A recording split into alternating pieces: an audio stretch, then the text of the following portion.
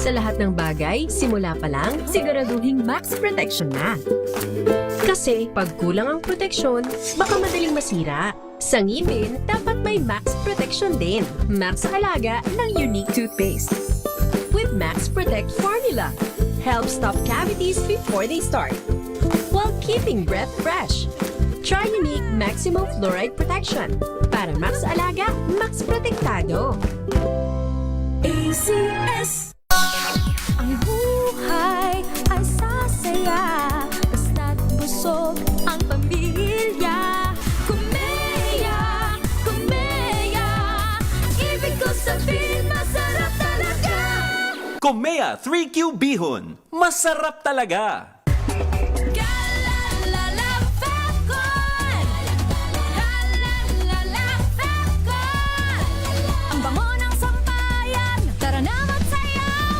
Fabcon, amoy nakaka-joyful. Kia ora, my name is Tyron Victa and I'm an operating theatre nurse here in Christchurch, New Zealand. The main thing that really moves me day by day is to be able to impact lives. Of course, it's the hand of the Lord. He uses MX3 to be able to do those things. I attribute it to, of course, the antioxidant factors of MX3. And of course, healthy diet and just keeping fit. MX3, dito ako believe. Mahalagang maalala, ang MX3 capsule ay hindi gamot at hindi dapat gamiting panggamot sa anumang uri ng sakit.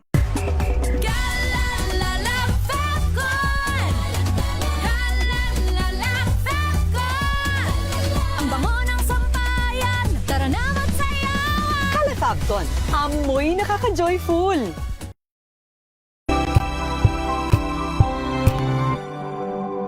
Ito ay bunsod ng naitalang 17 individual na ang kanilang naaresto. Ang Metro Manila Development Authority o MMDA ang No Quota Comprehension Policy o NCAP sa Metro Manila. Sa ang ilang mga dokumento ay peke, hindi rin legal ang employment na ipinangako sa kanila. Sa mata ng batas, mananagot ang sangkot at may sala. Dahil sa bawat paglabag, may karampatang parusa. Alamin ang mga pananagutan sa likod ng mga bawal. Dito sa Hoy! Bawal Yan! Tuwing Sabado, alas 11:30 ng umaga. Dito lang sa DZRH TV.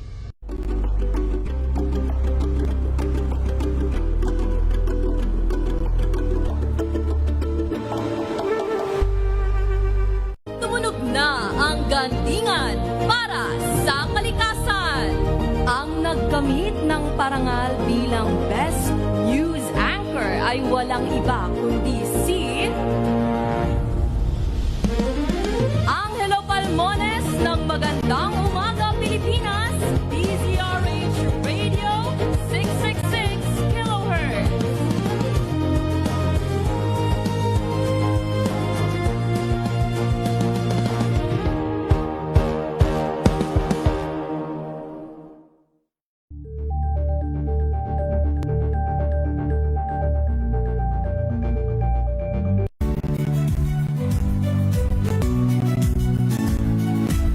Magandang araw mga kaibigan. Ito po ang inyong balerina ng bayan, si Lisa Macuja Elizalde na nag-aanyay sa inyong samahan kami at ang aming mga espesyal na panauhin para sa kalahating oras ng masayang kwentuhan sa aming programang Art to Art, kung saan ang usapang sining at kultura ay para sa lahat. Huwag kaliligtaan, tuwing Linggo, alas 3:30 ng hapon, dito lamang sa DZRH Radio, DZRH TV, at via online streaming.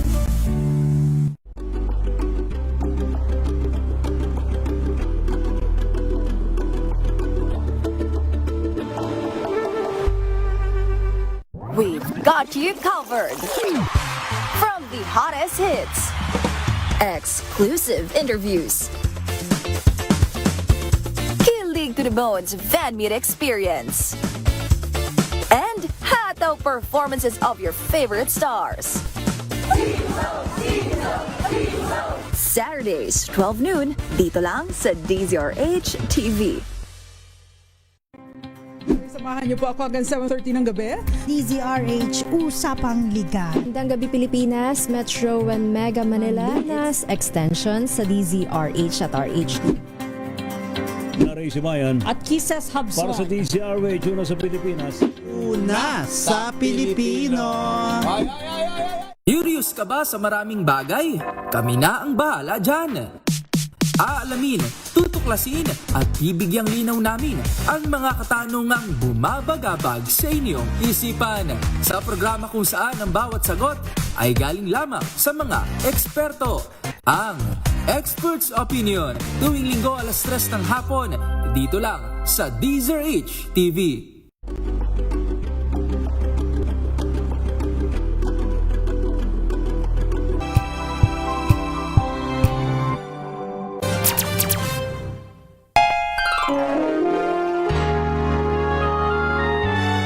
Kauna-unahan sa Pilipinas. Manila Broadcasting Company. DZRH. Member, kapisanan ng mga broadcaster ng Pilipinas. Pilipinas, 11 minuto na makalipas ang 5:00 ng hapon.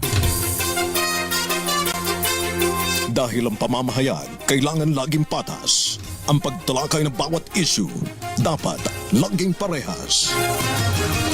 Narito na ang balitaan at talakayang hihimay sa punot dulo ng mga issue. Bawat panig ilalahad sa publiko.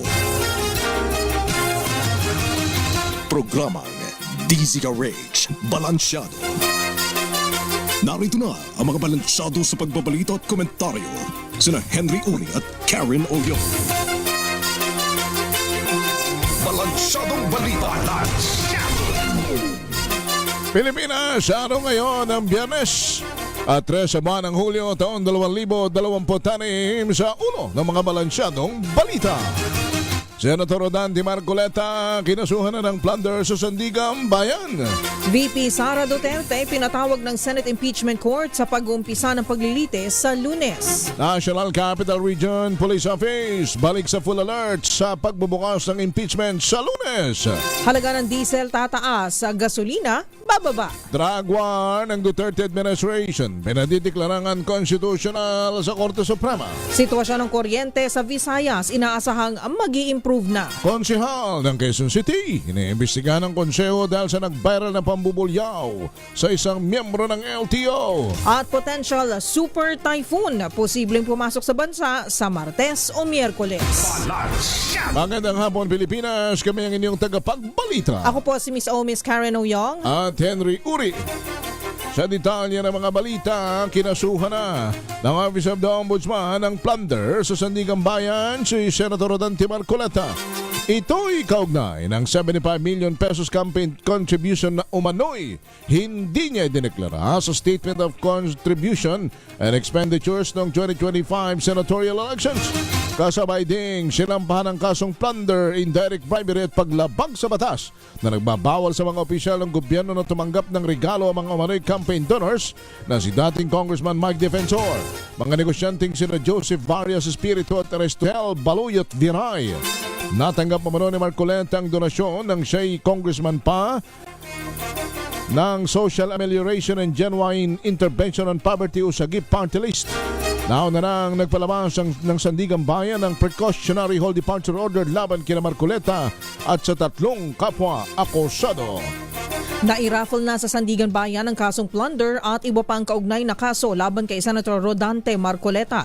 Kaugnay ito ng umunoy pagtanggap at hindi pagdeklara ni Marcoleta ng 75 million pesos na campaign donations noong halalan 2025. Napunta sa 3rd Division ang main plunder case na non-bailable, habang napunta naman sa 4th Division ang kaso ni dating Congressman Mike Defensor. Sa 6th Division ang kay Joseph Espiritu at sa 1st Division ang kay Aristotle Viray. Ipinagbabawal sa Presidential Decree No. 46 ang pagtanggap ng regalo ng mga opisyal at kawani ng pamahalaan at pagbibigay ng mga pribadong individual sa anumang okasyon, kabilang ang Pasko. Samantala, pinadadalo naman ng Senate Impeachment Court si Vice President Sara Duterte para sa pag-uumpisa ng paglilitis sa araw ng Lunes. Ang akbang na ito ay alinsunod sa Rule No. 7 ng Rules of Procedures. ng impeachment trials at batay sa writ of summons na unang ipinadala sa Vice Presidente noong May 19. Ayon sa abiso, inuutusan si Duterte na sumipot sa opening ng impeachment trial o di kaya ay sa pamamagitan ng kanyang mga abogado. Itinakda naman ang pag-uumpisa ng paglilito sa July 6 ganap na alas 2 ng hapon tuwing Lunes hanggang Miyerkules. Pagkatapos ng State of the Nation Address ni Pangulong Ferdinand Marcos Jr., i-adjust ang impeachment proceedings sa tuwing Martes hanggang Huwebes ganap na alas 2 pa rin ng hapon. Si Vice President Sara ay naharap sa reklamong paglapag sa saligang batas, pagtataksil sa tiwala ng publiko at graft and corruption cases. Tiwala naman ang kampo ni Vice President Sara Duterte na magiging patas ang mga senator judges para sa nalalapit na impeachment trial. Ayon kay Attorney Michael Poa, tagapagsalita ng defense team, hindi nila itinatanggi na tinitignan din nila ang numero. Pero umaasa pa rin anya sila na ang mga uupong hukom ay titingin pa rin sa kung ano ang mga nakalatag na ebidensya at hindi magdedesisyon batay sa kanilang political affiliation. Kasado ng pagbubukas sa impeachment trial sa Lunes, July 6. Pero sa ngayon, tumanggi munang sumagot si Poa kung haharap na ba rito si Vice President Sara Duterte. Pakinggan po natin si Attorney Michael Poa. Ang pananaw naman po ng depensa dyan ay talagang dapat bigyan natin pauna ng benefit of the doubt, no? Lahat ng magiging senator judges natin, anuman ang kulay ng kanilang politika. So sa atin naman po, we believe that they will basically decide based on evidence. So sa atin, siguro bigyan muna natin ng benefit of the doubt. Kung meron mga kinikilingan, makikita naman po ng publiko yan, no? Makita naman ng taong bayan yan. Pero sa tingin ko naman, no, ang senator judges naman natin bilang mga senador, sabi nga nila, they are 24 independent states, hindi ba? So sa tingin ko, umaasa naman po tayo na magiging patas ang paglilitis. Samantala, abiso po sa mga motorista. Pansamantala ang isasara ang ilang kalsada sa Pasay City kasabay ng pagsisimula ng impeachment trial ni Vice President Sara Duterte sa Lunes, July 6. Sa abiso ng Pasay Traffic and Parking Management Office, kabilang ditong isasara ay ang northbound at southbound ng JW Jokno Boulevard hanggang sa may Seaside Boulevard patungong Atang de la Rama Street. Pinapayuhan ng mga motorista na dumaan muna sa Macapagal Boulevard bilang alternatibong ruta. Iiral ang road closures tuwing Lunes, Martes at Miyerkules mula alas 7 hanggang alas 7 ng umaga hanggang alas 7 ng gabi. Balik full alert status naman sa Lunes ang National Capital Region Police Office o NCRPO sa pagsisimula ng impeachment trial ni Vice President Sara Duterte. Ito ay matapos na ibaba sa heightened alert ang hanay matapos ang 3 araw na kilos protesta ng Iglesia ni Cristo. Deklarado ng pulisya na generally peaceful ang INC rally sa kabila ng tensyon sa unang araw ng pagtitipon sa EDSA People Power Monument. Wala namang naitalang major untoward incident nang ilipat ang kilos protesta sa Liwasa Bonifacio sa Maynila kahapon. 18 minuto makalipas ang alas 5 ng hapon. Nakahanda na ang Comprehensive Security Plan ng Philippine National Police para sa pagsisimula ng impeachment trial ni Vice President Sara Duterte sa Senado sa araw ng Lunes, 6 ng Hulyo. Ayon kay Acting PNP spokesperson Colonel Allen Reyco, aabot sa 6,000 polis ang nakatakdang i-deploy sa paligid ng Senado para sa seguridad ng lugar at mga dadalo sa pagdinig. Bukod dito, wala pa manong natanggap ang PNP na special request para sa deployment ng mga polis sa loob mismo ng Senado. Pakinggan natin ang tagapagsalita ng Philippine National Police. Initially, the Philippine National Police will be deploying around 6,000 personnel around the Senate. And we have not yet received, to anticipate your next question, we have not yet received any special request to deploy personnel inside the Senate premises. Samantala, nakaamba ang taas presyo sa diesel at kerosene sa susunod na linggo. Ayon sa DOE Oil Industry Management Bureau, posibleng tumaas ng 1 piso hanggang 3 piso kada litro ang parehong diesel at kerosene. Maamang bumaba o kaya naman ay tumaas ng peso and 50 centavos ang kada litro ng gasolina. Maari pa magbago ang mga numero depende sa resulta ng huling araw ng kalakalan sa pandaigdigang merkado ngayong Biyernes. Ang gobyerno pa rin ang nagtatakda ng minimum price rollback at maximum increase sa petrolyo na ang ibig sabihin kailangan itong sundin ng oil companies. Binanggit ng mga impormante sa industriya na bagamat kumalma ang presyo ng krudo, tumaas naman ang presyo ng diesel at iba pang middle distillates dahil sa senyales ng masikip na supply sa merkado. 20 minuto makalipas ang alas 5 ng hapon, naghain naman ng manifestation and urgent motion sa Korte Suprema ang pamilya ng mga biktima ng war on drugs kasabay ng ika-10 taong anibersaryo ng pagsisimula ng madugong kampanya ng illegal na droga. Pangunahing hiling ng grupo na formal na ideklarang labag sa saligang batas ang kampanya at agarang resolbahin ang petisyon para sa privilege of the writ of amparo at paglalabas ng permanent protection order. Git pa sa mosyon, dapat ding ipawalang bisa ang mga kontrobersyal na kautusan ng PNP at DILG na naging batayan ng operasyon. Inaasahang mag-i-improve ng supply ng kuryente sa Visayas Region. Ito ay matapos bumalik sa normal ang operasyon ng isang major power plant sa rehiyon simula kamakalawa. Ayon sa National Grid Corporation of the Philippines, nag-resume na sa full operation simula July 1 ang ikatlong unit ng Panay Energy Development Corporation. Dahil sa naturang development, nadagdagan ng 150 megawatts ang power supply sa Visayas. Sinabi ni Amado Otara III, NGCP Senior Supervisor of Network Operations, na inaasahang mag-i-improve pa ang sitwasyon kapag naayos na ang dalawang planta na pinangangasiwaan ng Therma Visayas Incorporated. Nitong mga nakalipas na buwan ay naging sunod-sunod ang pag-i-issue ng red at yellow alert sa Visayas dahil sa manipis na supply ng kuryente. Samantala, magsasagawa ang konseho naman ng lungsod ng Quezon ng impartial investigation kay Councilor Ranulfo Ludovica matapos mag-viral sa social media ang video ng kanyang pagharap sa isang enforcer ng Land Transportation Office. Nangyaring insidente habang may rally ang Iglesia ni Cristo sa EDSA malapit sa People Power Monument kung saan makikita ang sinisita ni Ludovica ang LTO personnel na nagsasagawa ng operasyon. Ayon sa City Councilor, hindi nila binabaliwala ang opinyon ng publiko pero dapat itong tugunan ng patas. Walang kinikilingan at may due process. Alamin ng konseho kung ang kilos ni Ludovica ay naayon sa standard of conduct para sa mga halal na opisyal. Tinataya na papasok sa bansa ang potential super typhoon sa susunod na Martes o Miyerkules. Ito ay ang tropical cyclone Bavi na naging typhoon category ngayong araw. Ayon sa Japan Meteorological Service, ang bagyo ay namataan kaninang umaga sa layong 3,400 kilometers silangan ng southeast ng Luzon.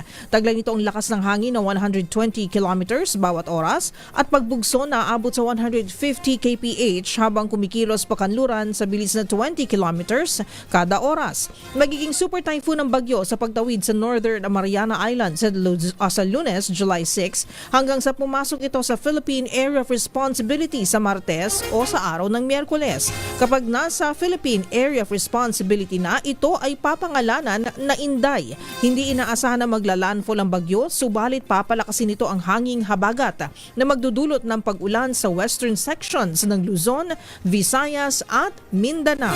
Sugatan naman ng isang grade 8 student matapos umano itong pagsasaksakin ng kapwa menor de edad sa labas ng kanyang paaralan sa Las Piñas City. Batay sa ulat ng Las Piñas City Police, patatapos lamang ng klase at bibili lang sana ng inumin ng biktima kasama ang kapatid nito at ilang kaibigan nang lapitan at biglang pagbabatuhin ng hollow block ng grupo ng 5 minor de edad na suspect. Bagamat nakaiwas ang biktima, hinabol pa rin sila ng mga suspect na armado ng patalim kung saan doon na ito nasaksak sa likod at sa lieg. Dahil sa mabilis na magresponde ng mga polis na nakadeploy, agad na aresto ang 4 sa mga suspect habang patuloy naman ang manhunt operation laban sa mismong nanaksak sa biktima.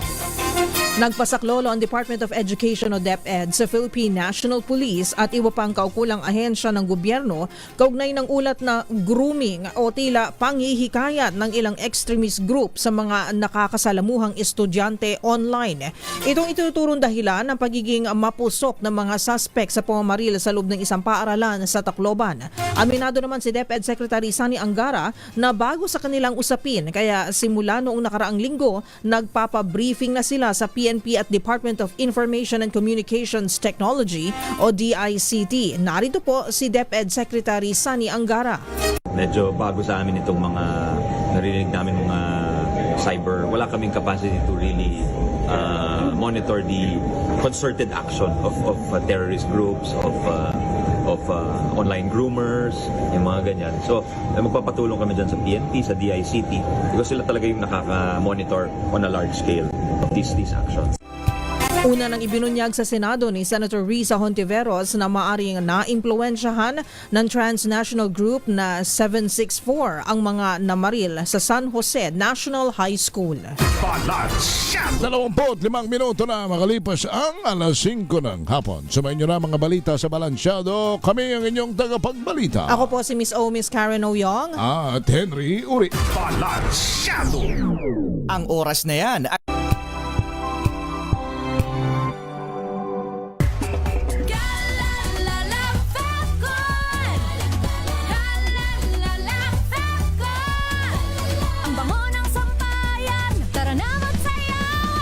Fabcon, amoy nakaka-joyful.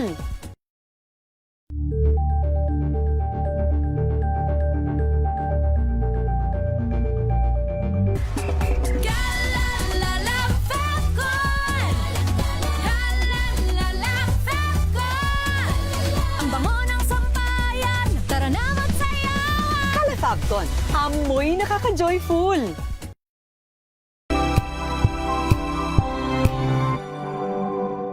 Hello, Washi! Laundry day na naman! Yay! Anong meron? Mancha ng chocolate, putik, may libag pa! Kaya natin yan! With Pride Washing Machine Detergent, may triple stain-away formula. Tanggal ang makapit, madikit, at malupit na dumit mancha. Kaya easy-easy ang labada. Mula noon hanggang ngayon! All you need is pride. All you need is pride. ACS. Maulan man, no worries na amoy kulong ang damit. Charm Fabcon. Bangong kumakabloom.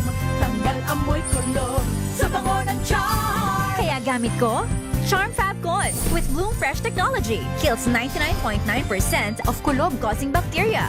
May aroma burst pa of thousands of flowers and berries. Ang sampay sa loob, no amoy kulob. Bangong kumakabloom sa charm. Charm Fabcon. ACS. Tinesting, sinuri, siniyasan. Ang resulta? Super effective ang Shield sa pagpatay ng bakterya at virus. Shield Antibacterial Soap. Believe ang mga eksperto sa Philippine Nurses Association. At si Mami. Tiwala ako sa Shield. Shield Antibacterial Soap. Napatunayang mabisa. Ang mga nurse, tiwala. ACS.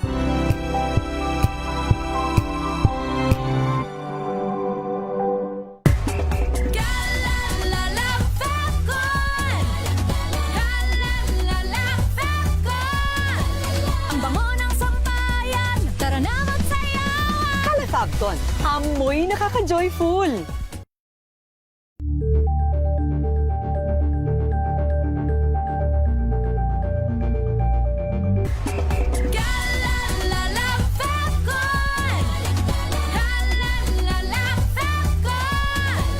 bango ng sampayan, tara na magsayawan. Fabcon, amoy nakaka-joyful.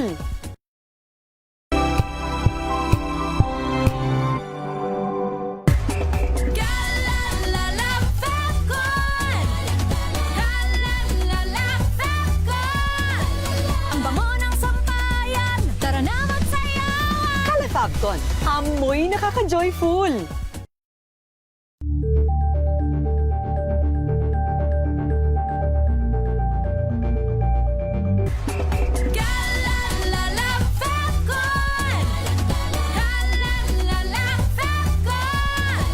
Ang bango ng sampayan, tara na magsayawan. Fabcon, amoy nakaka-joyful.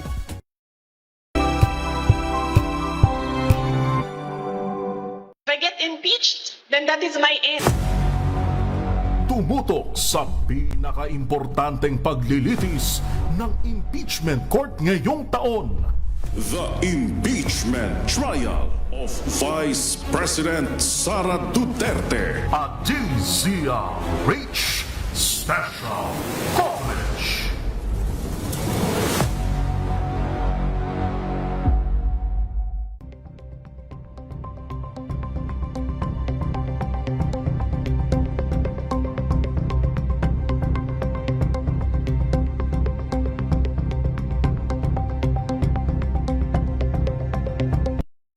Mga balitang gigising sa inyong umaga. Mga balitang kailangan mong malaman. Mapapakinggan sa ACS Balita sa 2x2. Kasama sina Anthony Taberna at Jerry Baha. Lunes hanggang Biyernes.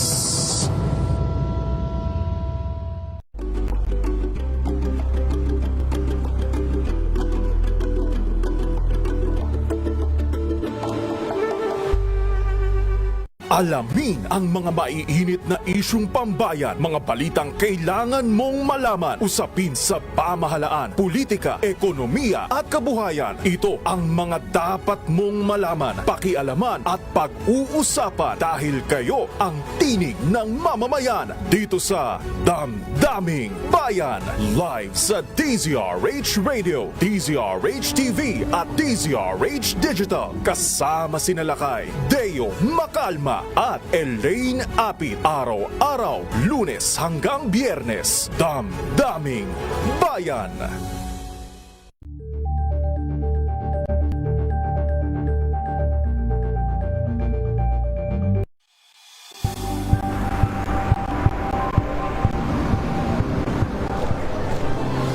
Mga eksperto. Dito lang sa Expert Opinion. Ito ang The Better News. TNVS. Trending and isang kwento, iba't ibang angle. Dito sa Point of View. Bawat pananagutan ating tatalakayin dito sa Hoy Bawal Yan. Pilipino, dito lang sa Usaping sa Trend, Basketball, Entertainment and Lifestyle. Ito ang MBC TV Network News. Una sa Pilipinas, una sa Pilipino.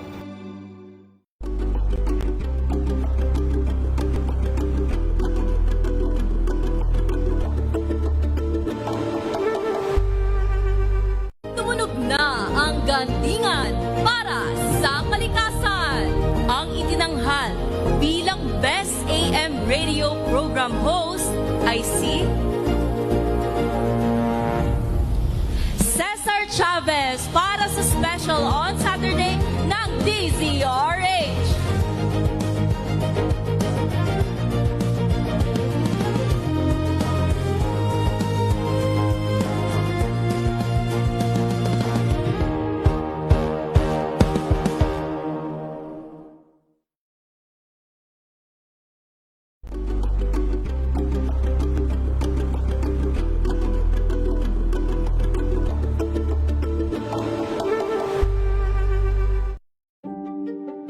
Buklatin ang mga pahina.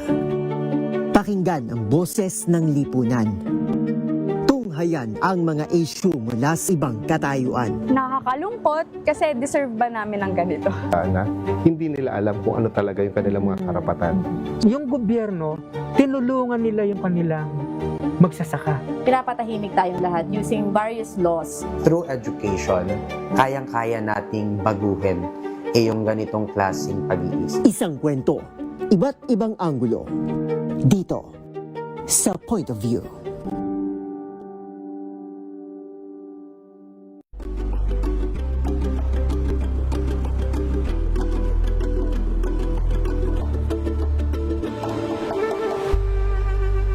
Tambalang Anthony Taberna at Jerry Baha ang gigising sa inyong umaga dahil lalatay ang humahagupit na diskusyon at komentaryo Lunes hanggang Biyernes sa 2x2.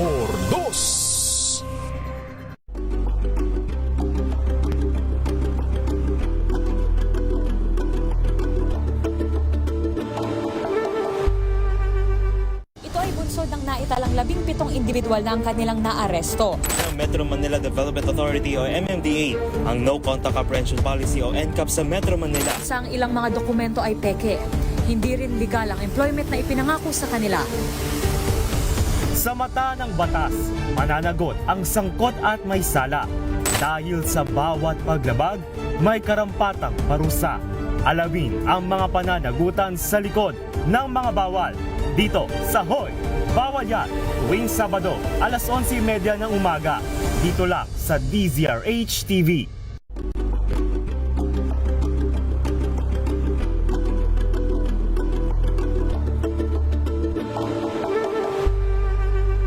Tumunog na ang gantingan para sa kalikasan. Ang nagkamit ng parangal bilang Best News Anchor ay walang iba kundi si Angelo Palmones ng Magandang Umaga Pilipinas, DZRH Radio 666 kHz.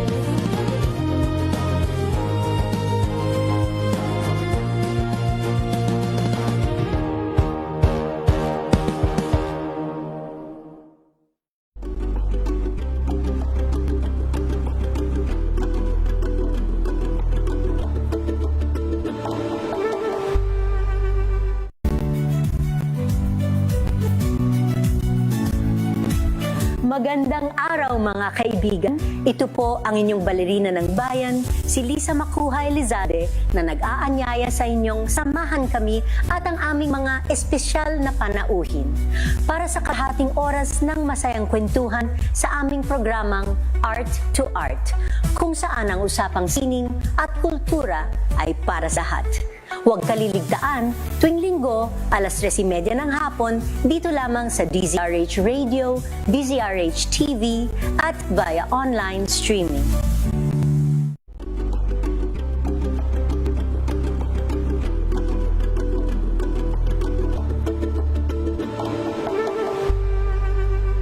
We've got you covered.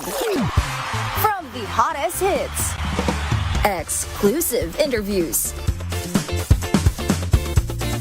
to the bones fan meet experience, and hataw performances of your favorite stars. Saturdays, 12 noon, dito lang sa DZRH TV.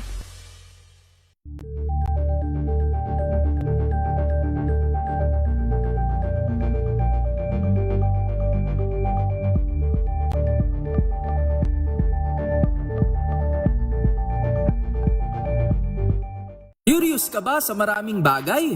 Kami na ang bahala dyan.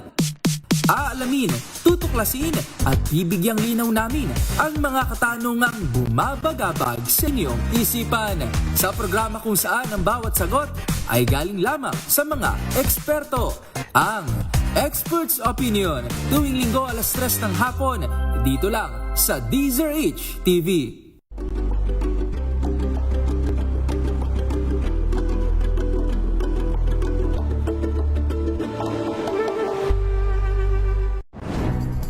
Good vibes ang hanap mo? Dito ka na sa sigurado! Mula sa mga istoryang nagbibigay ng inspirasyon hanggang sa mga kwentong may dalang solusyon. Mga balitang pampagaan ng pakiramdam at pampaganda ng araw. Hindi lang basta good news, kundi the better news. Mula Lunes hanggang Biyernes, 1:00 ng tanghali sa DZRH TV.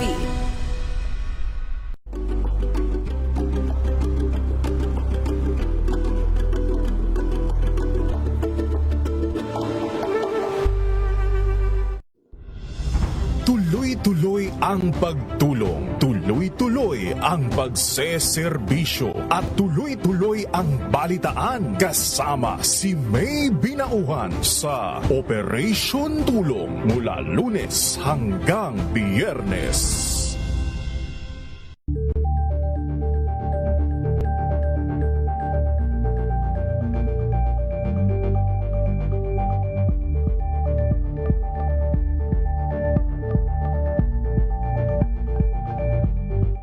Maagang balitaan, maagang usapan sa mga issue at balita kasama si Kuya Angelo Palmones sa Magandang Umaga Pilipinas mula Lunes hanggang Biyernes.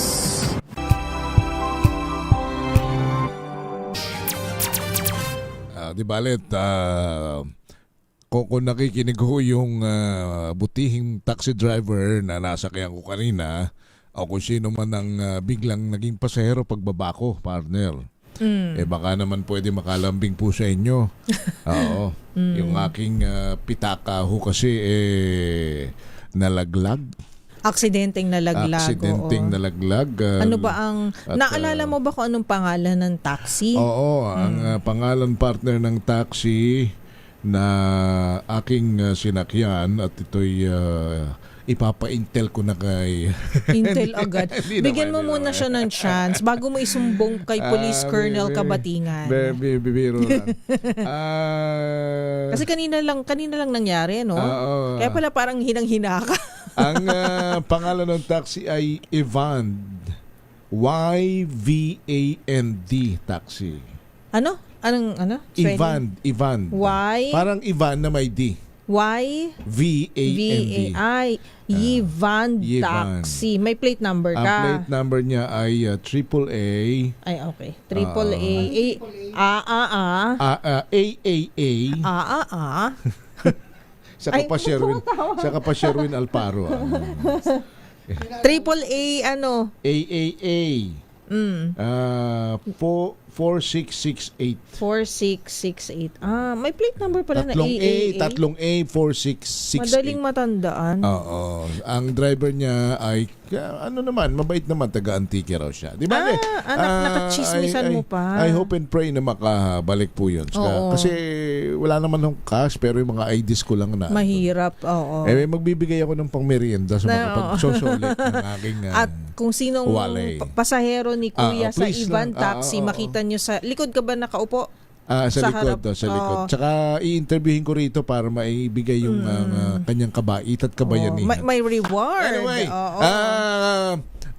may pinaraos ko lang po yun. Baka sakali po makabalik pa. Yun naman bahagi ng buhay. Hindi ho nawawala yan. Malay mo. Hindi ho nawawala yan ayoko namang kasabihin. Medyo may pagkaano na rin tayo. Ulyanin na tayo. May mga mabubuting tao pa rin. Umasa pa rin tayo. Oo. Pero ito ho ang importanteng ating pag-usapan sapagkat yung partner sa Las Piñas kanina may nanaksak na naman pala. Na mga estudyante. Grabe, no? Para ho sa ikapapanuto at ikapapanatag ng kalooban lalo pa ng ating mga kababayan dyan sa Calabar Zone sapagkat napakalaki po ng Calabar Zone. Napakadaming eskwelahan dyan. Napakadami pong mga estudyante riyan at sa araw-araw na ginawa ng Diyos ay hindi mo maaalis ang pangamba sa mga magulang. Alamin natin kung ano ang latag naman ng intelligence ng intelligence gathering ng Calabarzon Police. Atin pong minabuting makausap ngayong hapon si Police Colonel Vicente Kabatingan, ang Chief ng Regional Intelligence Division ng Police Regional Office sa Calabarzon. Colonel Kabatingan, sir, magandang hapon sa inyo. Si Henry Uri at si Karen Oyong po. Magandang hapon po, Colonel. Yes, sir. Magandang hapon po sa inyo, Sir Henry Uri, at kay Ma'am Karen Oyong at sa lahat ng taga-subaybay ng inyong programa. Magandang hapon din po. Opo, pasensya na kayo at kayo kinulit sapagkat unang-una siguro pag itong inyong pag sinabi bang Chief Regional Intelligence Division, kayo po yung mga nangangalap po ng mga, without furthering the detail, pero kayo po yung nangangalap po na mga impormasyon na maaaring masabi nating maselan para po sa ikadarakip at ikatatahimik ng buong Calabarzon, Colonel? Yes, sir. Yan po yung pinakamandate natin as Chief ng Regional Intelligence Division ng PRO Calabarzon. Kaya sa lahat po ng 5 provinces ng Calabarzon, meron po tayo mga naka-station dyan, yung tinatawag natin na Provincial Intelligence Unit. Apo. At maliban doon, meron din po tayong Regional Intelligence Team na nanggagaling dito sa region at yung tinatawag nating Regional Special Operations Unit. So, ang purpose po niyan ay i-deploy sila para nga doon sa mga intel gatherings and possible police operations natin kung makuha natin. Para ito sa mga una siguro, para rin tama po ba, Colonel, to preempt and kumbaga maagapan agad at yun namang nangyari ay madakip agad yung mga salarin. Ano po? Yes sir, sa intelligence kasi we are more on sa prevention po tayo. Prevention. Na huwag sanang mag-escalate yung isang pangyayari na hindi ka nais-nais. Kaya inuunahan po natin talaga sa intelligence gathering. Kaya hindi po natin ito nakukuha kung wala din sa tulong ng community. Opo. Pero mainit po yung usapin na Colonel Kabatingan, sir, tungkol naman sa mga estudyante, simula nung yun nga po ay sumabog yung balita about sa Tacloban Tacloban High School shooting. Para po sa mga kababayan natin dyan sa Calabarzon at specifically sa mga kapulisan po natin dyan, pagka intelligence gathering po tayo, Colonel Kabatingan, paano po natin naman ito ginagawa para masiguro naman po dahil menor de edad po ang ating mga pinag-uusapan, kunyari po at kung hindi naman po ay yung privacy, yung right to privacy po ng isang individual, Colonel. Yes, Ma'am Karen Oyong. In relation doon sa nangyari nga doon sa Tacloban, so ang ating regional director, si Police Brigadier General Hansel Marantan, ay nag-direct po sa atin na magpipild up po tayo sa within the vicinity sa school ng mga intel operatives. Ito po yung mga plain clothes. So maliban po doon, meron po tayo mga naka-uniform personnel. Ito po yung mga nasa local police. Complemented po ito sa regional headquarters naman po natin, yung sa PCR po natin, sa ARCA, sa regional police community relations natin. At yun po ay pumupunta sa mga school. In fact, marami na po tayong report na nakikita dito sa ating PCR na kung saan ay pumapasok na po talaga yung mga sa schools, itong mga officer natin na naka-uniform. And din sa part naman namin dito sa division, sa intelligence, kami naman po ay nasa within the vicinity lang kami. Kasi just like sa mga experience ko dyan, when na ako naghipi dyan sa somewhere sa isang probinsya dito sa Calabarzon, marami po tayong apprehension ng mga estudyante po sa drugs at saka yung sa mga patalin. Kaya binalik ulit natin yung strategy na yon. Opo. Siguro, partner, before you follow-up question, para sa ating mga magulang, para sila'y mapanatag, may mga nagbabantay, may mga nagmamanman sa mga nagbabalak gumawa ng kasamaan sa lugar po ng mga paaralan at bahagi ng inyong trabaho yan, Colonel. Tama po ba? Yes sir, totoo po yan Sir Henry. Kasama na po natin yan kasi nga ayaw natin na dito sa Calabarzon may mangyari. In fact, may mga mangilan-ngilan na mga report sa atin which is na respondihan naman agad ng local police natin, din napasundan din agad natin ng ating mga plainclothes operatives doon at yung mga tinatawag na nila na nagpo-post sa social media. So na-address naman agad natin yun.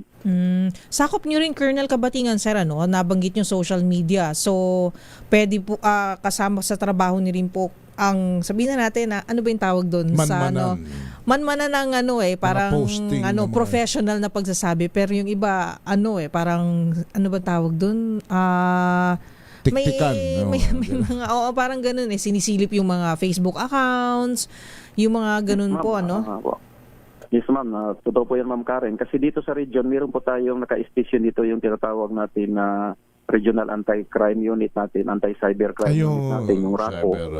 So sila po yung nagsa-cyber patrolling and then during sa pag-operations yan, nanghihingi po sa atin ng tao. Kung tayo pa po ay meron din tayong mga IT personnel which is nagmo-monitor din po dyan sa social media. Pag meron po tayong nakitang ganyan, kino-coordinate mo natin doon sa anti-cybercrime unit natin dito sa region. Ang ganda ang tinawag nyo, Colonel Kabatingan, sir, cyber patrolling. So hindi hindi lang po kayo nagpapatrol ng physical sa labas at sa mga komunidad, pero pati na rin po ang online, meron na rin kayong cyber patrols. Yes ma'am, meron pong dedicated personnel po talaga yung Regional Anti-Cybercrime Unit natin dyan. And maliban dyan, sa unit ko rin dito sa region, meron din po, constant po yung galing. So kung halimbawa ako, partner, estudyante na biglang kinaltog at nagpost ako sa social media na humanda ka, lulusubing kita, humanda ka, tatambangan kita. Iyan po ay hindi makakaligtas sa mapanuring trabaho ng inyong departamento at ng inyong mga tauhan. Yes sir, lahat po yan sir, tinitingnan po natin yan kasi una-una po ay ayaw po natin may mangyari talaga dito sa Calabarzon. Considering na ang Calabarzon is 17,000 million population tayo dito. 17 million? Opo. Yes, napakadami po. Ang Opo. daming eskwelahan dyan, Kernel, ano? Yes po, sa record po natin ngayon ay meron po tayong 5,000 plus pero hindi pa po ito updated. Nag-antay po tayo sa DepEd pa na magbigay. Oo. Pero sa dami na yan, alam niyo naman po siguro Sir Henry Uri, yeah. dyan pa lang sa Quezon Province. Correct, Meron tayo oo. yung mga island municipalities, Bulilio, Humalig, Panukulan, napakahirap po dyan kung ganyan may mangyari dyan. At marahil, partner, ay pasalamat na rin tayo at narito ngayon si Kernel para at least naman kasi yung mga success story ng pagdakip, maagang pagsugpo sa mga criminals at yung mga malalaking bulto-bulto ng droga na tila gustong idump dyan sa Calabarzon, marahil kayo nasa likod din po ng mga accomplishment na ito. Bahagi ng inyong trabaho din yan, Kernel. Yes sir, kasama na rin po natin dyan, saklaw na rin po natin yan, lalo na dyan sa mga wanted person, even sa drugs, katrabaho na rin po tayo dyan. Can you give us at least number siguro, Kernel? Kung meron lang po kayo sana riyang mga listahan, mga ilan na ang mga talagang nahuli, ilan na ang mga gaano na karami ang inyo pong mga nasabat na mga kontrabando, mga criminals, dyan sa inyo pong area of response, dyan sa inyong AOR? Dito kasi sa Calabarzon, sir, meron tayong pinairal ngayon itong Oplan Bantay Dangal. Ito po itong against sa mga 6 offenders. Kasi sabi nga ng ating regional director na sa isang araw nag-average kami ng 6 cases na rape dito sa Calabarzon. Yung iba naman deleted report dyan, yung iba naman yung bagong nangyari talaga. Kaya kung mula nung inilunch natin itong Oplan Bantay Dangal, in 40 days pa lang is nakakuha na tayo ng 512 6 offenders. At hindi lang po ito basta-basta na mga 6 offenders, considering na ito po yung mga heinous talaga halos lahat. Kasi lately lang yung nakuha nga natin, yung serial rapist na to, which is 24 years old. Wow. Ang problema nito, yes sir, nakuha po natin ito doon somewhere in Piodoran, Albay. So napakalayo na po yung pinagtaguan niya. At kung mapansin niyo po, ang una niyang naging biktima ay 5 years old, way back 2023 pa, May 21, 2023. Na-commit niya to sa Barangay Lalaan, Silang Cavite. Kaya nagkaroon siya ng kaso ng statutory rape. Kaya lang hindi na postro yung kasi mga magulang hindi na nag-attend ng hearing kasi yung so nalampasan niya ito. Nung malampasan niya ito, nagtago na naman siya somewhere diyan sa Quezon Province, particularly diyan sa Padre Burgos sa Barangay Cabuyao Sur. Which kung nagtatago siya doon, nung nagpapalamig siya doon, meron na naman siyang ni-rape na 11 years old. Wow. And this time, pinatay niya sa sakal. So napaka-delikado tong batang to. Then after na magawa niya yon, itinapon niya sa ilog, na-recover kinabukasan. Nangyari naman po ito noong September 6, 2024. Tumakbo na naman siya sa Bulacan, sa Malolos, Bulacan particularly. Nung habang nagtatago siya doon, meron na naman siyang ni-rape na member ng LGBT, which is minor pa rin. Din sa papatayin din sana niya, kailang naabutan siya ng mga tao doon. Kwento pa lang ganito. Nagtago na siya somewhere, naglipat-lipat na siya sa Bicol hanggang sa matukoy natin siya sa Piodoran. Serial serial rapist po ito. So, yung mga kaso niya, Kernel, hindi lang rape kundi pagpatay. Ano ito? Yes. Anong kunyan? Addict ba yan? Kasi para gawin niya yan. Anong background? Hindi siya addict based doon sa nakita namin sa interview namin sa kanya. Hindi siya addict kasi normal na siya nakikipag-usap. Talagang ang niya sa sarili niya, once mga minor ang gusto niya, yun nga, even family niya takot nga sa kanya. Ang problema kasi sa batang to, halimbawa kung naka-rape siya, gusto niya patayin yung minor din. Kaya 2 beses siya nag-attempt na patayin yung biktima niya. Dito siya nag-postro, dito sa Padre Burgos. Nung pinatay niya sa sakal, itinapon niya sa ilog, na-recover kinabukasan. Pero 24 anyos lang kanin niyo yun, partner? Yung serial rapist na yan? Yung mahuli natin itong batang to, 24 years old, pero na-commit niya tong crime na to is mga 20 pa siya, 20, 21. Abay, takot-takot yan. Ngayon po, nasa Muntinlupa na ho ba yan? Saan na nakukulong yan? Wala pa, nandun pa po siya ngayon sa Padre Burgos kasi nandun po nag-originate yung warrant of arrest niya, yung rape with homicide. So alam naman natin, Nobel po talaga yon. And in fact, yung pamilya nga doon sa barangay na yun, natuwa nga kasi hindi nila akalain na mahuhuli pa. Makuha natin yon. Yes, na mahuli pa dahil even pamilya nila, wala din alam kung saan nga nagtatago ito. Ang kagandahan lang kasi nito, mula nung inilaunch natin yung Oplan Bantay Dangal, ang dami nang pumapasok sa atin ng mga information. In fact, galing din tayo sa Mondragon, Northern Samara. Nahuli din po natin yung 13 counts naman na statutory rape. Minor din yung nirape niya, na isang minor na 13 niyang ginahasa. Ito yung nangyari naman sa Antipolo.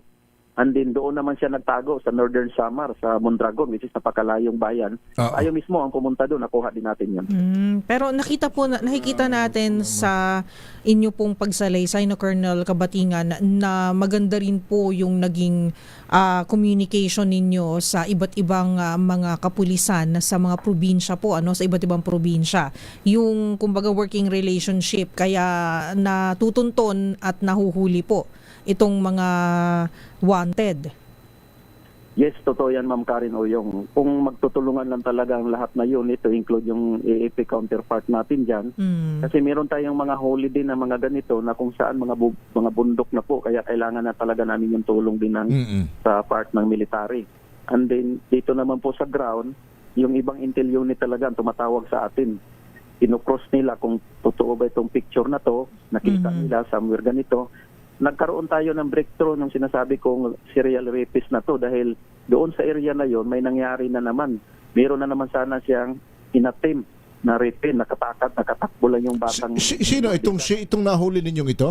Itong nahuli, itong si Mr. Olaguer. Ito ba yung si Juan? Ito ba yung naririnig ko riyan na alias Bornok? Yes sir, yan po si alias Bornok. Doon sa pinagtaguan niya, mayroon na naman siyang inattempt doon sumabog na yung pangalan niya. Kaya yung intel unit na nakadeploy doon, nagtanong-tanong na kung meron bang warrant itong picture na to. Na-picturean kasi nila discreetly, pinadala sa akin. Nung nakita ko sa Rogues Gallery namin, nag-match yung picture, yun, binabaan na natin yun. Kaya nakuha natin. Kasi patawid na rin po sana ito ng Masbate. Wow. Kasi nga, magtatago na naman siya kasi yung failed niya na attempt niya na rape naman tong minor na bata doon sa somewhere in Piodoran. Parang para partner, kumbaga, ang hilig nito sa kada pupuntahan niya magtatatak siya na siya may ginagahasa. Parang gano'n, minor? Yes sir, parang nakita nga namin dito, lahat na pinagtaguan niya, mag-iiwan siya ng bakas. Ang problema, hindi magandang bakas dahil kung hindi na rape, pinatay. Sana kung pwede lang, hindi ba pwedeng mabanggit na natin kung sino yung hinayupak na kagalit ya. Pero nakakulong na naman yan. Yes, sir, nakakulong siya ngayon. Ang pangalan niyan, Colonel? Pwede niyo bang mabanggit na pangalan niyan? Yes sir, ang pangalan po nito ay si Giancarlo. Ang middle name niya is Rivera at saka yung surname niya is Olaguer. Giancarlo Rivera Olaguer. Olaguer. Saan tubo yan? Tubong ano yan? Actually, ipinanganak to sa Bulacan. Kaya lang nagtrabaho yata somewhere dito ito sa Silang Cavite. Dito siya unang nakakomit ng krimen. Which is minor din. Nakasuhan talaga siya kasi nahuli agad siya, na caught in the act siya. Kaya lang hindi nagpostro kasi pati itong pamilya ay umalis na rin doon sa lugar, natakot. At pati itong nakomit niya doon sa somewhere naman sa Malolos, which is umalis din yung pamilya ng LGBT na kaya nagtuloy-tuloy yung krimen niya hanggang sa nakapatay patuloy siya ng bata, napatay pa niya. Masaklap dito, kainuman pa niya yung tatay ng bata. Ay walang talaga. Nilasing niya, makatulog yung tatay, yun. Kinukuha yung kinukuha po, Colonel, yung loob. Tiwala, yung loob. Opo, kasi kung makita mo doon sa salaysay ng ating witness, habang nagiinuman to, itong 11 years old, siyempre wala naman tong kaalam-alam din, padandaan doon sa lugar na pinag-inuman mo kasi bahay nung nilang pinag-inuman. Colonel, May plano talaga siya. yung kinonceptualize tama ba ninyo ni General Marantan yung Oplan, ano po yun?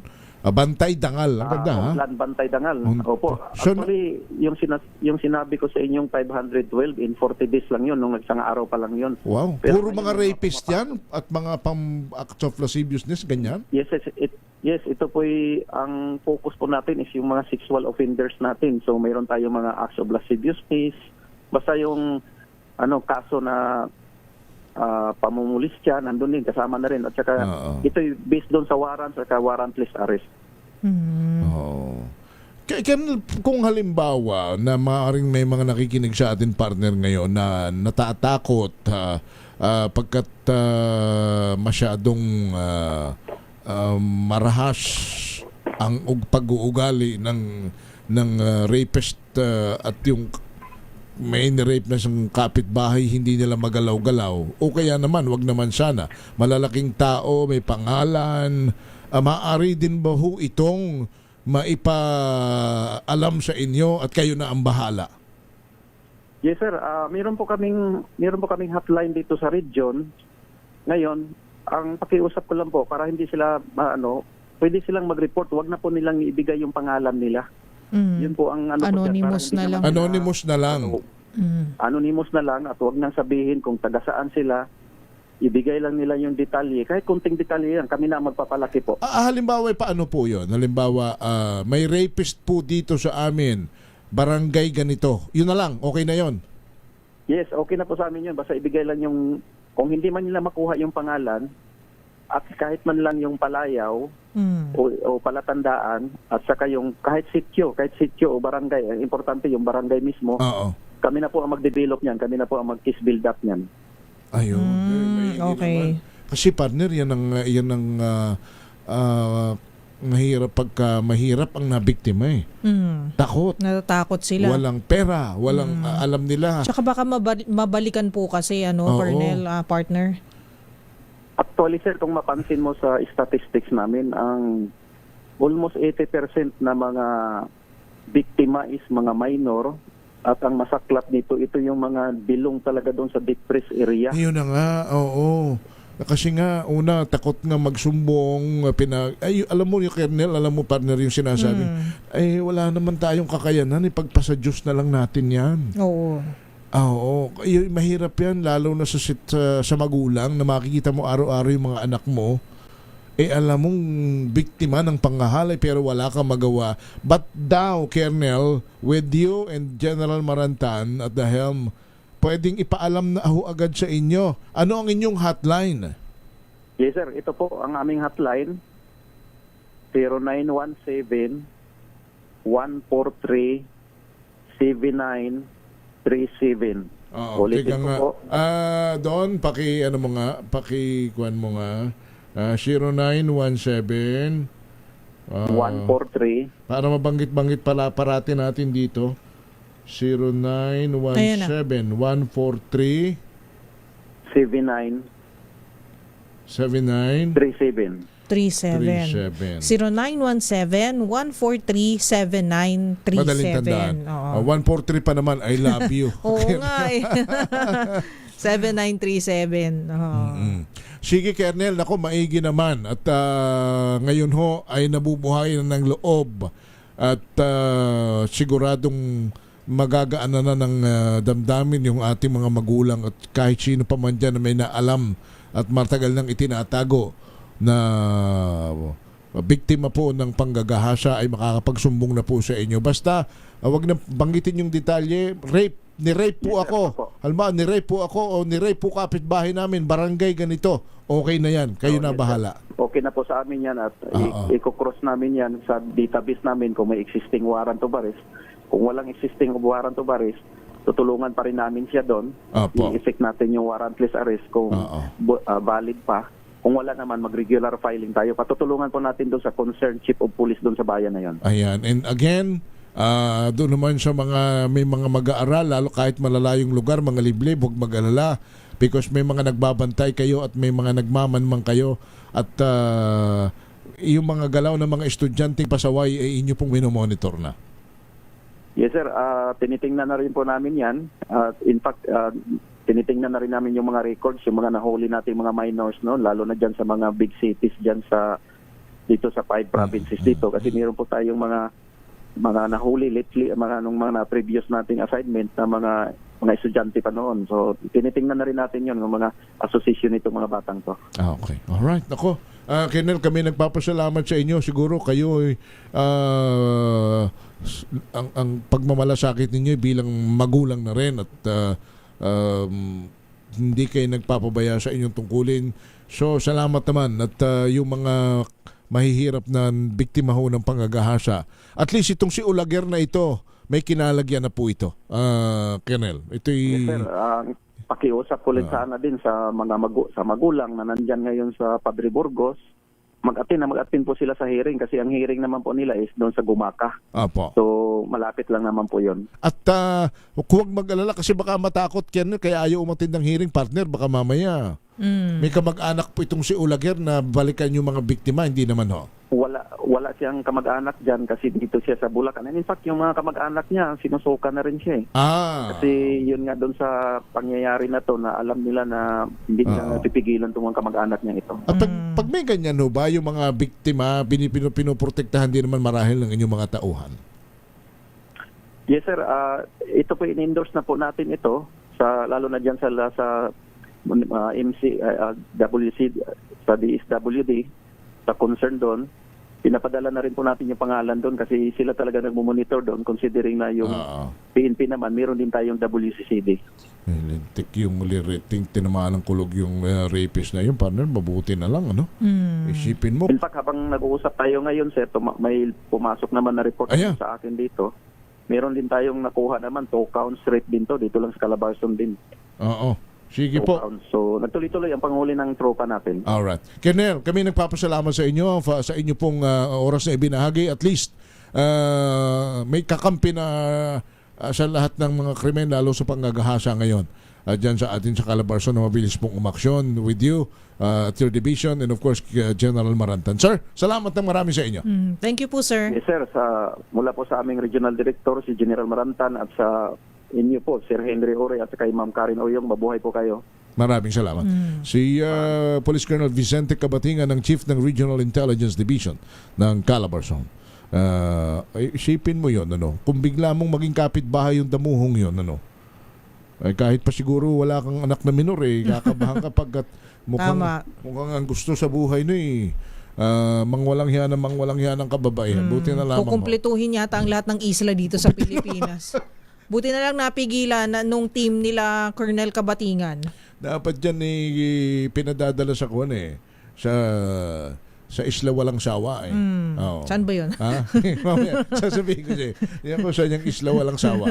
Pag inaipadala dyan sa Isla Walang Sawa, na ang barangay captain dyan ay tumutugon sa pangalang Kapitan Eric Dastas na malapit na maging mayor. Mayor Eric Dastas. May kalalabsan niya. Na magbe-birthday sa July 17. Ay, malapit na. Naisama ko daw si Will Mati sa Nasugbo. Okay. Sana available si Will Mati. Sumama lang daw si Will Mati ipagsasain niya ng maliputo. Ano yun na naman yung maliputo na yan? Pag natikman mo yan, sabihin mo makakalimutan ko yung pangalan ko. Ganun kasarap ha. Maliputo ha. Maliputo. 6:08 na po ng gabi. Ako si Henry Uri. At ako po si Miss Karen Oyong. Balansyado. This time. Hello, Washi! Laundry day na naman! Yay! Anong meron? Mancha ng chocolate, putik, may libag pa! Kaya natin yan! With Pride Washing Machine Detergent, may triple stain-away formula. Tanggal ang makapit, madikit, at malupit na dumit mancha. Kaya easy-easy ang labada. Mula noon hanggang ngayon. All you need is pride. All you need is pride. ACS. Wow, ang saya. Isang barangay na labada, puro mancha pa. Goodbye, pahinga. Mommy, isang laba lang yan sa Pride Bar Blue. May powerful stain-away enzymes na malupit sa dumit man siya. At di masakit sa kamay. Isang labalang yan. Hello, pahinga! Hello, Pride for Blue. ACS. Tanggaling-galing mo. Smart dishwashing paste ko. Pritong ulam na masebo. Plato ang kaldero.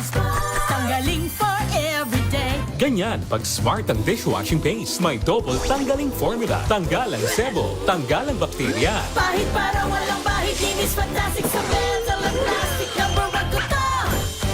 Tanggaling-galing mo. Smart dishwashing paste. ACS. May nagbago. May arte. May budget.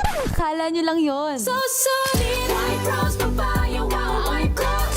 White rose papaya, wow, white rose. White rose papaya. May glow up with a white rose papaya. White rose papaya. May puti power times 2 kasi may papaya at niacinamide. May shea butter and tea tree oil pa. Kutis sulit ang glow up. Glow up with a white rose papaya.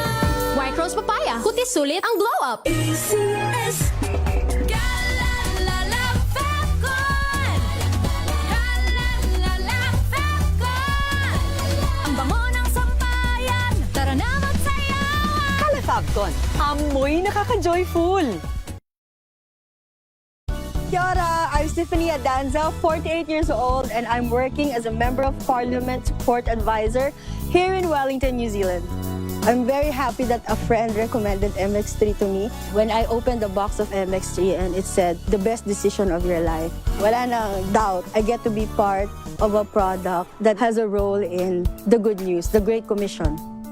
MX3, dito ako bilib. Mahalagang paalala, ang MX3 capsule ay hindi gamot at hindi dapat gamiting panggamot sa anumang uri ng sakit. Galalala Fevcon! Galalala Fevcon! Ang bango ng sampayan, tara na magsayawan! Calefabcon, amoy nakaka-joyful!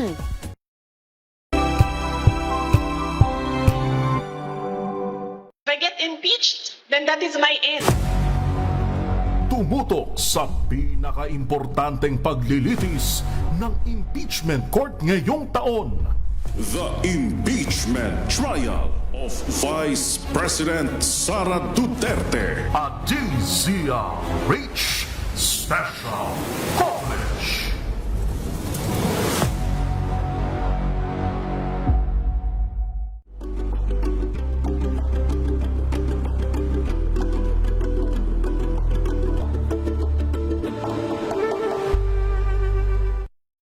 Mga balitang gigising sa inyong umaga. Mga balitang kailangan mong malaman. Mapapakinggan sa ACS Balita sa 2x2.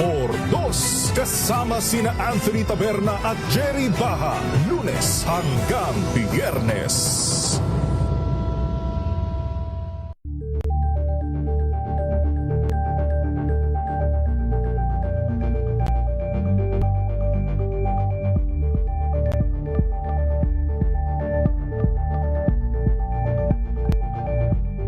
Alamin ang mga maiinit na isyung pambayan, mga balitang kailangan mong malaman, usapin sa pamahalaan, politika, ekonomiya at kabuhayan. Ito ang mga dapat mong malaman, pakialaman at pag-uusapan dahil kayo ang tinig ng mamamayan dito sa Damdaming Bayan. Live sa DZRH Radio, DZRH TV at DZRH Digital. Kasama sina Lakay, Deo Makalma at Elaine Apit. Araw-araw, Lunes hanggang Biyernes. Damdaming Bayan.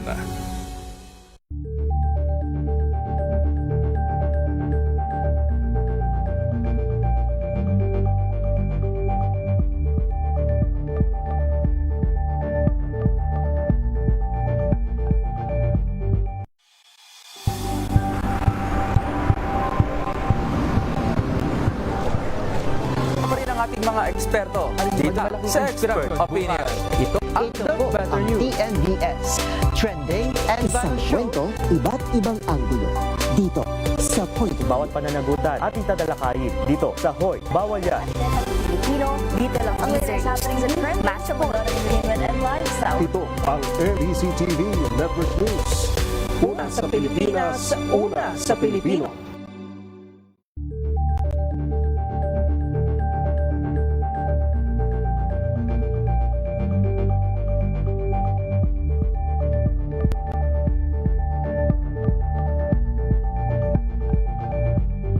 Tumunog na ang gandingan para sa kalikasan.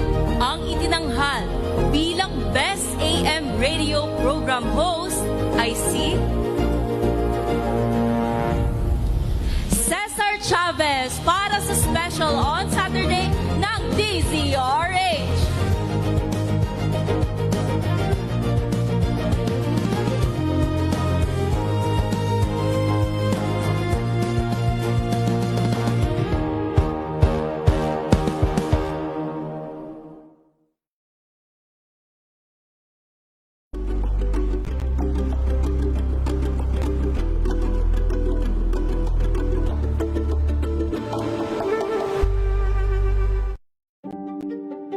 Buklatin ang mga pahina. Pakinggan ang boses ng lipunan. Tunghayan ang mga issue mula sa ibang katayuan. Nakakalungkot kasi deserve ba namin ng ganito? Na hindi nila alam kung ano talaga yung kanilang mga karapatan. Yung gobyerno, tinulungan nila yung kanilang magsasaka. Pinapatahimik tayong lahat using various laws. Through education, kayang-kaya nating baguhin yung ganitong klaseng pag-iisip. Isang kwento, ba't ibang anggulo? Dito, sa Point of View.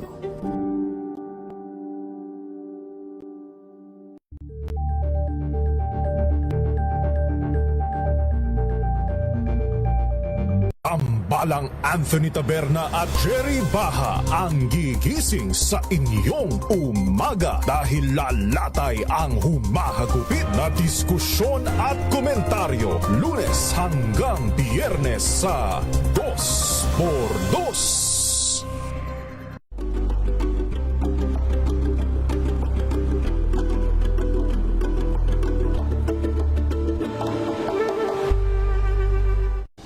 Ng naitalang 17 individual na ang kanilang naaresto.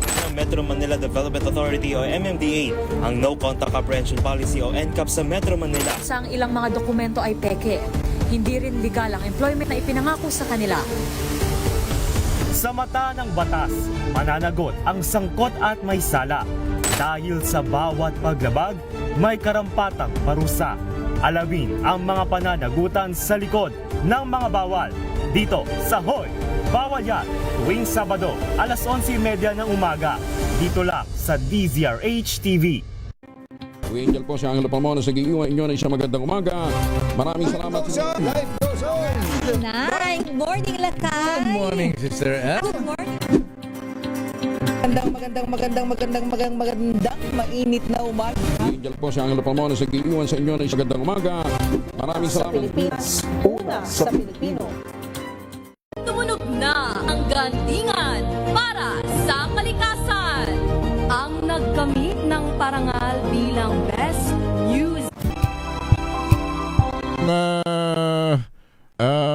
Numero para po makapag-text kayo ng sumbong ninyo kung mayroon pong biktima ng pangahalay at pang-aabuso dyan sa inyo pong lugar sa Calabar Zone. Batay po sa aming panayam kay Colonel Vicente Cabatingan ng Hepe po ng Intelligence Division ng Calabar Zone. Ang hotline po nila ay 0917-143-7937.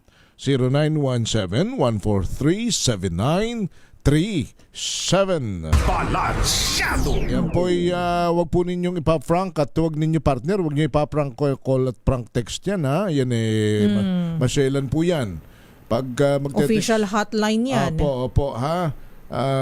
Kung basta po yan particular sa mga biktima ng rape at mga karumaldumal na krimen, either yung mga shabuhan dyan sa mga lugar ninyo, inyong iparating lamang at sila na po ang bahala. Text nyo lang, halimbawa, dito ho sa amin ay para ng 2.5 ang shabu. May nare-rape na ho rito, barangay ganito, sila na ang bahala. Alam na nila kung paano po nila hahalwatin ang tungkol sa bagay na yan. Samantala, dumako muna tayo sa Senado.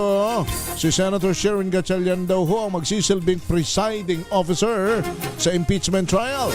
RH28, Raymond Adpas. Raymond.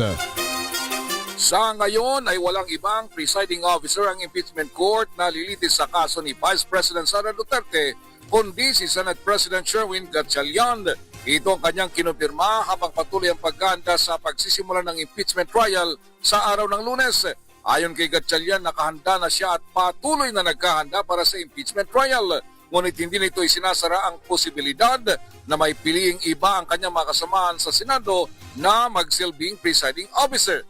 Basta sa kanyang panig ay tuloy ang kanyang paghahanda. Sa ngayon ay kanyang pinag-aaralan ang technical na aspeto sa pamumuno sa impeachment proceedings kasama na ang impeachment rules. Inamin din itong mahalagang pag-aralan ng merito ng kaso dahil dito ibabatay ng mga senator judges ang kanilang desisyon. Sabi ni Gatchalian, hindi niya kailangan ng abogado sa kanyang tabi dahil ang pinakamalagay ang kanyang ginagawang paghahanda para sa impeachment trial. Ito si RH28, Raymond Adpas para sa DCRH. Una sa Pilipinas, una sa Pilipino. Maraming salamat Raymond Adpa. Samantala pagsisimula ng impeachment trial ni VP Sara Duterte sa Lunes, formalities pa lang at pagtalakay sa mga mosyon. RH12 Milky Rigunan, ibalita mo yan man ng Milky. Ang unang araw ng impeachment trial ni Vice President Sara Duterte sa Lunes, July 6, ay sa sentro muna sa pagdalakay sa mga mosyon ng depensa at prosecution. Ito ang pagtaya ni Manila Representative Joel Chua, isa sa miyembro ng 11-man House Prosecution Team, kung saan inaasahan na magkakaroon ng ruling ang Senate Impeachment Court. Ayon kay Chua, may opening statement din na magkabilang panig. Kukumpirmahin na rin kung sino talaga ang presiding officer ng Senate Impeachment Court. Sabi ni Chua, baka ang presentation of witnesses ay gagawin sa ikalawang araw o sa July 7. Sa 5 araw na pre-trial conference, nagsumite ng iba't ibang mosyon ang prosecution team. Kabilang dito ang tanong, papayagan ang private prosecutors na makiisa sa proceedings at kung pabubuksan na ang sealed box na naglalaman ng tax records na mag-asawang Vice President Sara Duterte at Attorney Manasa Scarpio. Matatandaan hindi nakapagdesisyon ang clerk of court na si Attorney Renato Bantog Jr. sa naturang mga issue dahil nagsilbi lamang siyang receiver sa markings of evidence. Ako si Milky Rigunan, nagulat para sa DCRH, una sa Pilipinas, una sa Pilipinas. Thank you, Milky. Samantala, vintage 60mm mortar cartridge. Tatagpuan daw ho dyan sa isang garahe sa Hagonoy sa Taguig. RH27, Noche Gagas, Noche. Kuya Henry at Miss Kaya, ligtas na na-recover ng mga tauhan ng Explosive Ordnance Division ang isang mortar cartridge sa isang naretahang garahe sa Physic Road sa Barangay Hagonoy, lungsod ng Taguig. Na-discovery ang naturang unexploded ordnance ng isang jeepney driver. Agad na kumilos ang EOD at matagumpay na naisalba ang nasabing vintage weapon matapos isagawa ang render safe procedures. Pinuri naman SPD ang mabilis na aksyon ng Taguig City Police Station. RH27, Nodigakas, DCRH, una sa Pilipinas, una sa Pilipinas.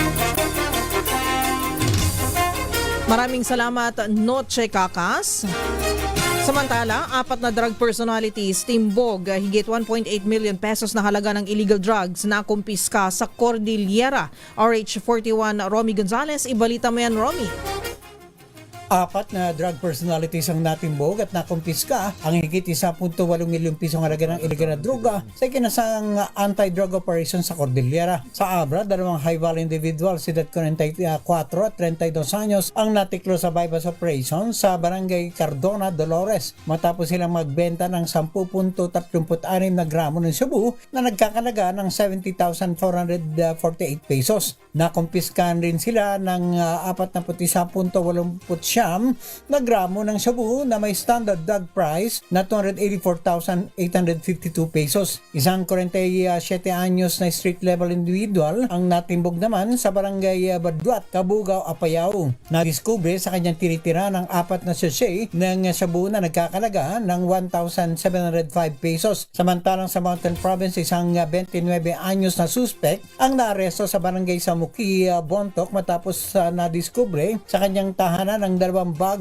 ng tuyong marijuana na may bigat na 67.89 na gramo at ay standard drug price na 8,146 pesos. Sa iwalay na marijuana eradication operation sa Badeo, Kibungan, Benguet, winasak ng mga operatiba ng PNP at PIDEA ang abot sa 7,200 fully grown marijuana plants at 1,500 marijuana seedlings na may standard drug price na 1.5 milyong piso sa 2 na-discovering plantasyon ng marijuana. Ito si Aris 41 Romy Gonzalez para sa DZRH. Una sa Pilipinas, una sa Pilipinas. Thank you, Romy Gonzalez. Samantala, 4 na matataas sa kalibre ng baril na kumpiska sa Bungabon, sa Nueva Ecija.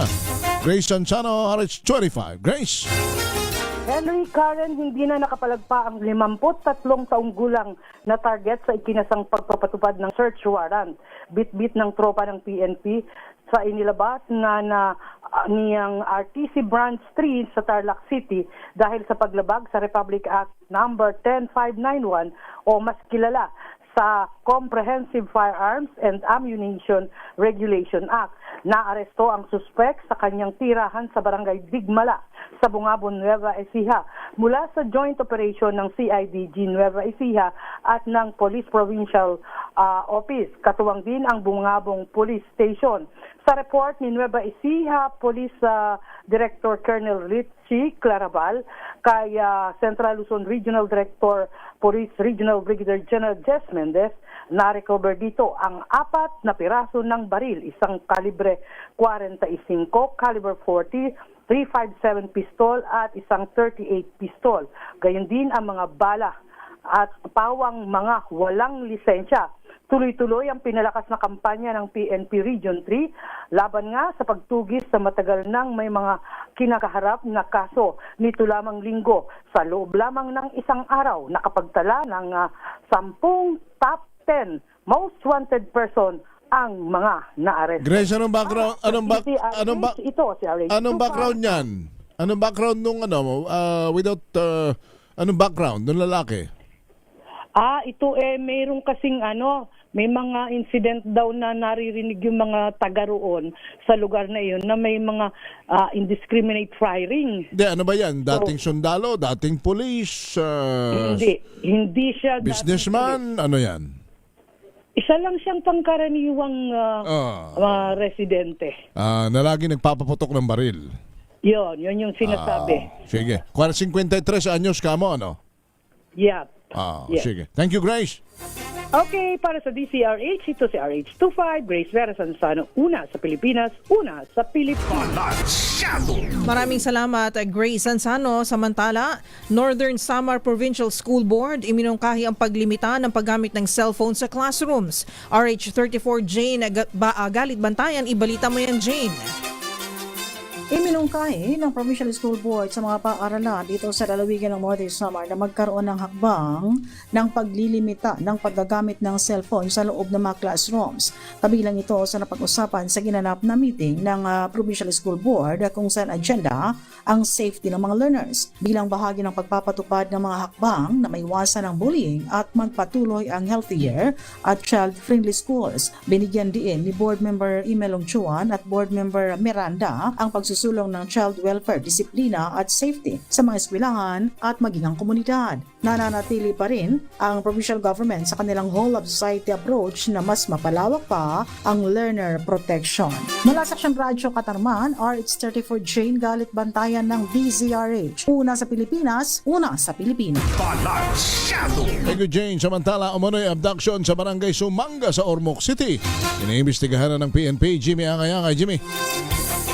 Nagsasagawa ngayon ng masusing investigasyon ng Ormoc City Police Office kaugnay sa napaulat na sa pilitang pagtangay sa isang 48 anyos na lalaki sa Purok 4 Barangay Sumanga, Ormoc City. Ayon sa pulisya, naganap umanong insidente madaling araw. Agad naman responding ang tauhan ng Ormoc City Police Station 6 upang isecure ang lugar at simulan ang kakulang investigasyon. Patuloy na sinusundan mga otoridad ang lahat na posibleng impormasyon at ebidensya upang matukoy ang buong pangyayari at makilala ang mga responsable sa insidente. Tiniyak ng kapulisan na prioridad nila ang kaso at ginagawa ang lahat ng hakbang para maresolba ito sa lalong pinakamadaling panahon. Nawagan din ang pulisya sinumang may impormasyon na maaaring makatulong sa investigasyon na makipag-ugnayan agad sa pinakamalapit na himpilan ng pulisya. Kasabay nito inikayat ang publiko na iwasan ang pagpapakalat na hindi pa beripikadong impormasyon o espekulasyon sa social media upang hindi mapektuhan ang investigasyon at naiwasan ang paglikha ng hindi kinakailangang pangamba sa komunidad. Na dito sa DYVL Action Radyo Tacloban, ito si R32 Jimmy Angay-Angay para sa DZRH. Una sa Pilipinas, una sa Pilipinas. Balansyado!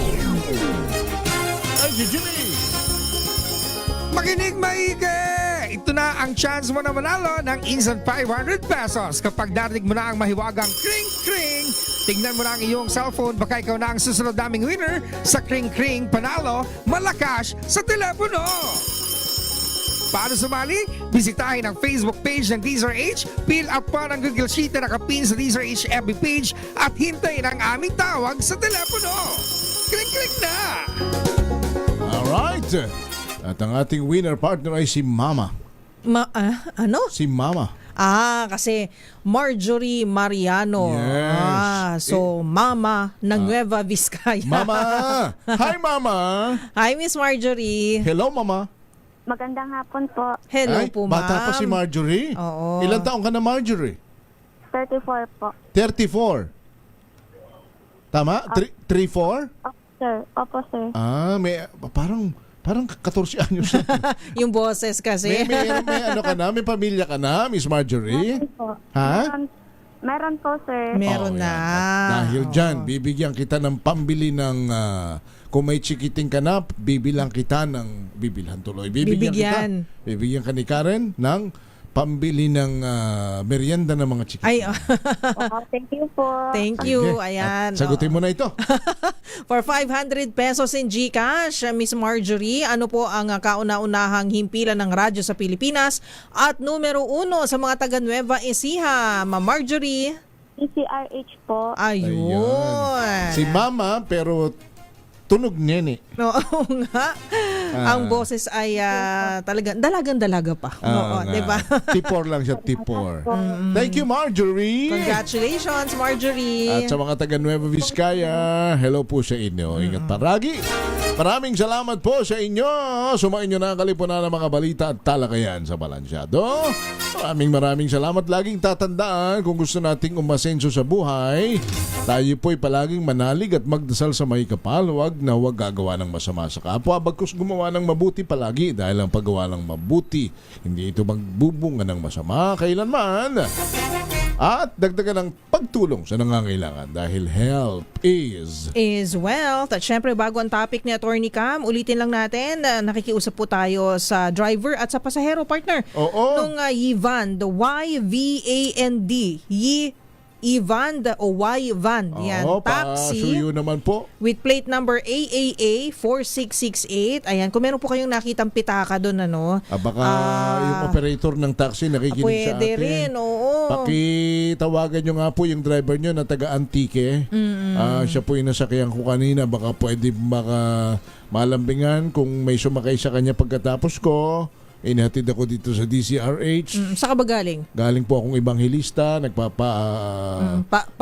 pabalik dito sa DZRH sa CCP Complex. Yun po. Sana po maibalik pa sa mga nakakuha at nakapulot ng aking munting wallet. Wala naman pong cash. Pero yung mga IDs ID kasi, sobrang hirap kasi. Kailangan ang hirap pong maglakad ng mga IDs. Napagod ka. Tatanawin ko pong utang na loob at may pamerienda pa ako wow, pagka naibalik ninyo. Bait naman. Salamat po. Ako si Henry Yuri. At ako po si Miss O, Miss Karen Oyang. Ang topic ni Attorney Cam, pag-uusapan sa DZRH Usapang Legal, ang kapangyarihan ng gobyerno na kunin ang pribadong ari-arian ng isang mamamayan at gamitin ito para sa publiko pagkatapos bayaran ng tamang kompensasyon sa may-ari nito. Susunod na yan. Bye! Bye! Balansyado.